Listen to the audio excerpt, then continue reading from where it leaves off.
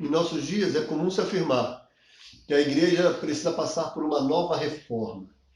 Por todos os lados, vemos homens e mulheres de Deus levantando denúncias a respeito da cultura que a igreja tem adotado e de problemas em todas as esferas, quer seja na esfera doutrinária, quer seja na vida comum da igreja. A igreja verdadeiramente passa por problemas. Nesse canal e através desse estudo que nós vamos fazer, o que eu quero, na verdade, não é levantar uma denúncia. O que eu quero, na verdade, é propor um caminho. Para isso, eu convido você a participar comigo do EICOM, restaurando a imagem e semelhança de Jesus em nós.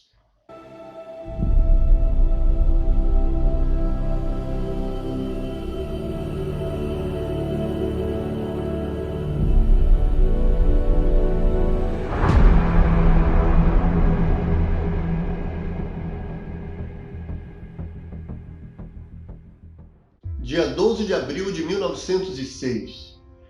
A igreja foi marcada porque naquele dia William Seymour fala pela primeira vez em línguas.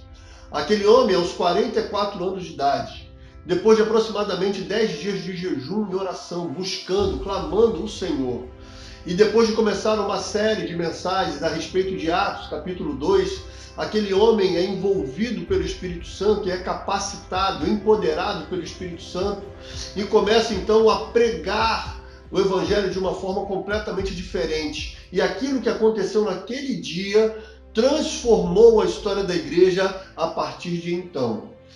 Atos capítulo 2 foi o texto que mudou a história da igreja. E eu quero dizer para você que Deus sempre agiu assim. Em todos os tempos, Deus decidiu guiar homens por uma palavra. Se você buscar na sua memória, você vai lembrar de um homem chamado Abraão. E Abraão, um dia ouve da parte de Deus, Deus falando para ele: sai da tua terra, da tua parentela e vai para um lugar onde eu te mostrarei.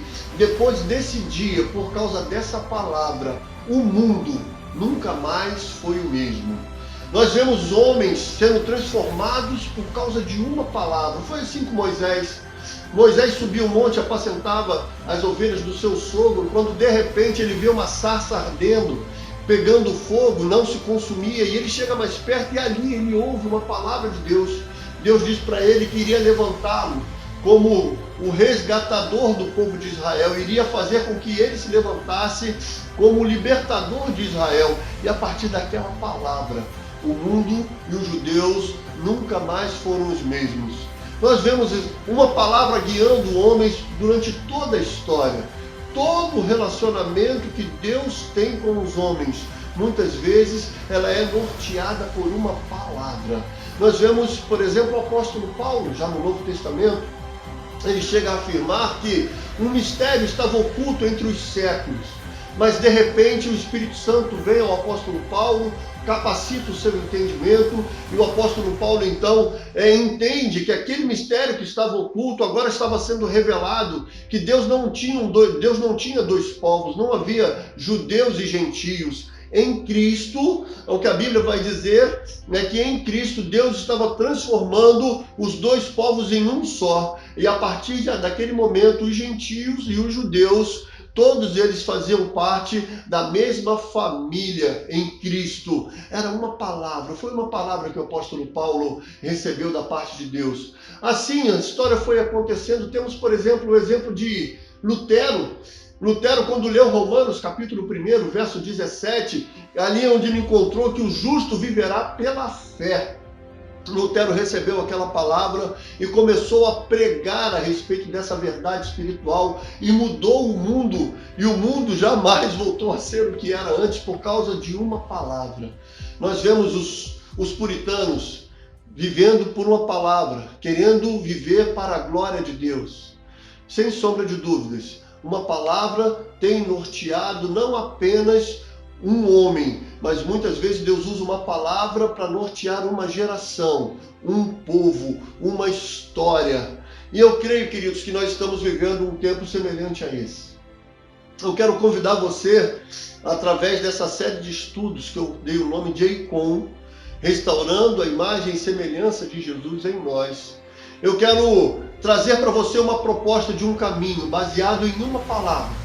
Romanos capítulo 8, versículo 29.